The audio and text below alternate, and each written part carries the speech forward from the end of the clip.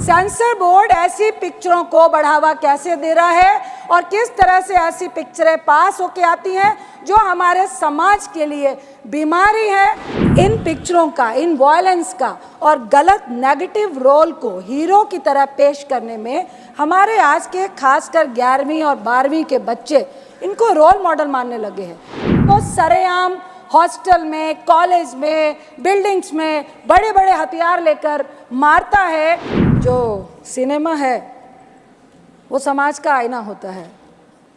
हम लोग बड़े हुए हैं सिनेमा देखकर और काफ़ी इन्फ्लुएंस करता है सिनेमा पिक्चर्स हमारी लाइफ में, खासकर युवाओं की लाइफ में।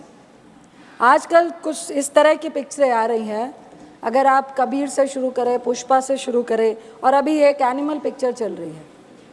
मैं आपको कह नहीं पाऊँगी कि मेरे बेटी के साथ भी बहुत सारी बच्चियाँ थी जो कॉलेज में पढ़ती हैं, सेकेंड ईयर में पढ़ती हैं। आधी पिक्चर में उठ के रो के चली गई कि इतनी आखिर हिंसा और इतना वायलेंस और महिलाओं के साथ डिसरिस्पेक्ट को जस्टिफाई करना पिक्चरों के द्वारा, मुझे लगता है कबीर में जिस तरह वो अपनी वाइफ को ट्रीट करता है और इस मूवी में जिस तरह से वाइफ को ट्रीट करता है और लोग और समाज और पिक्चर भी उसको जस्टिफाई करते दिखा रही है, ये बहुत ही सोचनीय विषय है।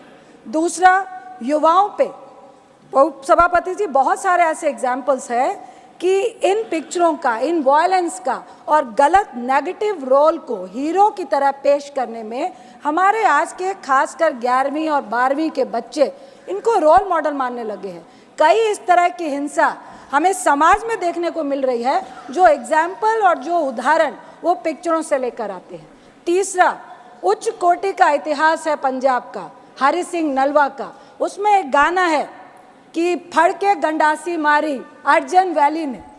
ये इतिहास को एक गैंगवार में, दो परिवारों की नफरत की लड़ाई में, जिसका बेटा अपने बाप के प्यार के लिए मरता हुआ या बिल्कुल उसके लिए वो भी जस्टिफाई नहीं कर पाई है ये पिक्चर, और उसमें वो सरेआम हॉस्टल में, कॉलेज में, बिल्डिंग्स में बड़े बड़े हथियार लेकर मारता है और कोई कानून, कोई लॉ एंड ऑर्डर, उसको कोई सजा नहीं जाता है। ये भी हम पिक्चर में जस्टिफाई कर रहे हैं।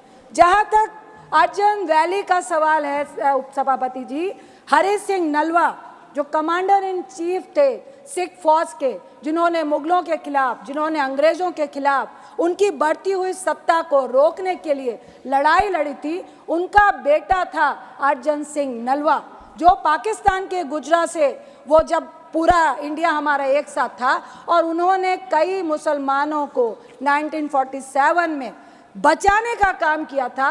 इस उच्च कोटि के इतिहास को आप एक गैंगवार में, आप उस गाने को बैकग्राउंड में दिखा के, जो हमारी धार्मिक आस्था को भी बहुत ज़्यादा दर्द महसूस करवाता है।